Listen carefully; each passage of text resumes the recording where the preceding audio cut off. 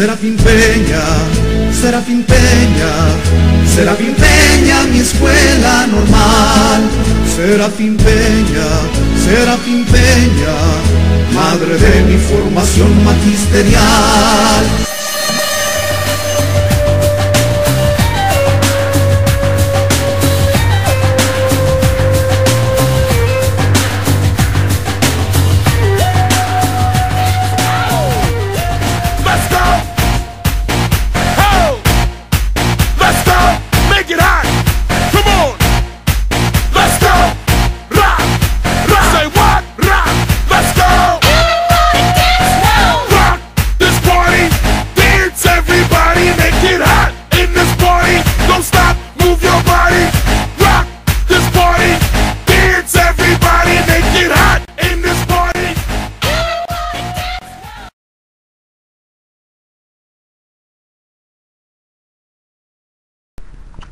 Antecedentes.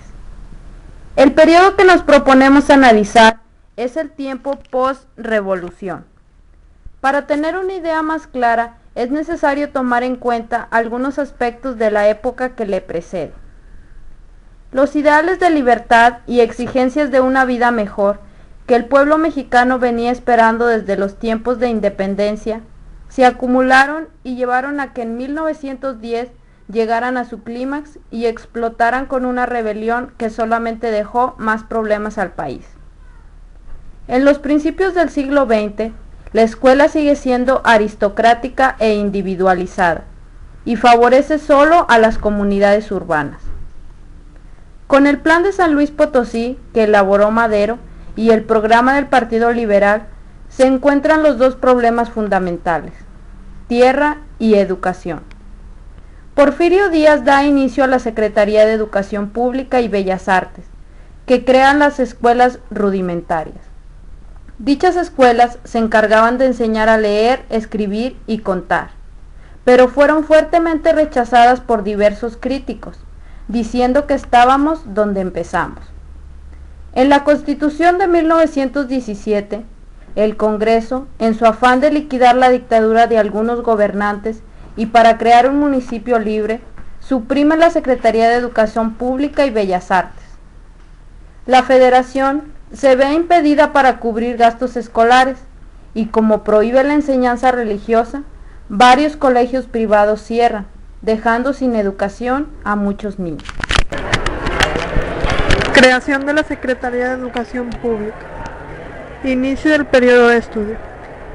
Como Venustiano Carranza había muerto, quedó Adolfo de la Huerta como presidente provisional y en su tiempo de gestión nombró rector de la Universidad Nacional a Vasconcelos. Fue desde este puesto cuando Vasconcelos comenzó a planear su proyecto sobre una Secretaría de Educación. En dicho proyecto manifestó que quería el estudio de programas de enseñanza en primaria, en la difusión de bellas artes, impulsar la educación media, crear centros preescolares, bibliotecas, imprimir libros de texto gratuito y repartir desayunos escolares. Su idea fundamental era la organización de esta secretaría. Proponía 3 dependencias: departamento escolar, que se encargaría de asuntos desde el jardín de niños hasta la universidad; bellas artes y biblioteca, con la misión de difusión de estos materiales; departamento de especiales, a cargo de la educación indígena. En las elecciones presidenciales de 1920 quedó electo Obregón, que simpatizaba con las ideas de Vasconcelos sobre educación. Entonces llevaron la propuesta al Congreso para restablecer la Secretaría de Educación. Su objetivo era que la Federación extendiera una mano protectora a los estados para salvar el país de la falta brutal de instrucción. Fue así como el decreto de la Secretaría se promulgó el 25 de julio de 1921 y Vasconcelos ocupó el mando de esta en octubre. Vasconcelos en el puesto. Luchó por la educación integral con nacionalismo e igualdad en todos los mexicanos. Realizó campañas para alfabetizar y misiones con monitores que enseñarían a las demás personas. Se inclinó por modelos propios de enseñanza e hizo campañas de higiene.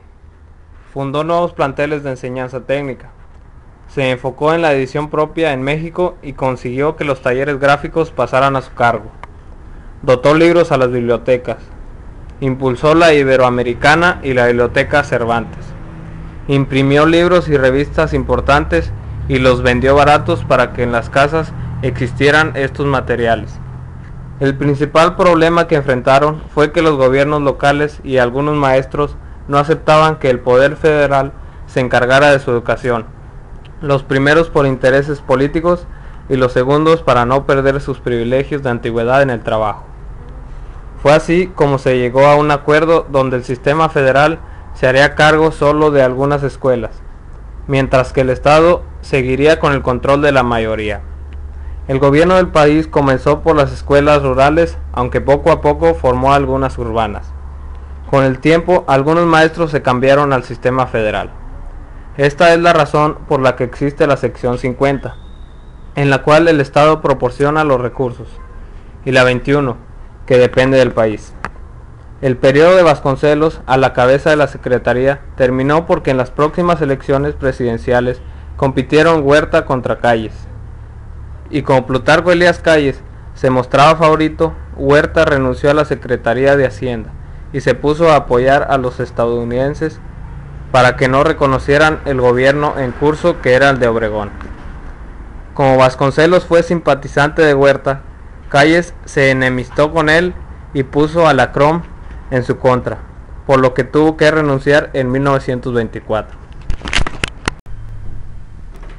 Escuela socialista, problema con la religión. A finales de la década de los 20, el gobierno comenzó un proyecto de escuela socialista para controlar las instituciones educativas y no permitir que la Iglesia siguiera involucrándose, deteniendo así la Constitución.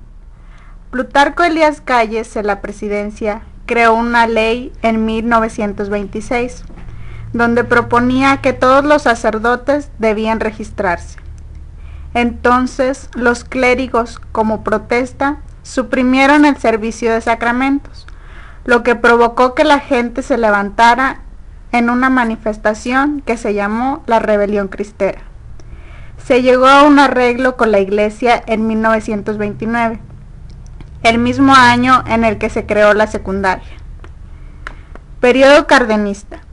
En este periodo presidencial, la crisis política que se venía desenvolviendo aumentó, lo que favoreció aún más la federalización. Cárdenas tuvo éxito con el sector obrero y campesino, que aceptó su reforma educativa de escuela socialista. Aún así, la Iglesia seguía involucrada y provocaba inconformidades en la educación, y fue Agustín Rivapalacio quien desconoció por completo el clero en estos asuntos. La escuela era vista como un modelo para el hogar y el maestro como un director intelectual, moral y social de la comunidad. Se esperaba que la educación transformara la cultura mexicana y la economía, que funcionara para la igualdad de la población y así tener un mejor país donde vivir.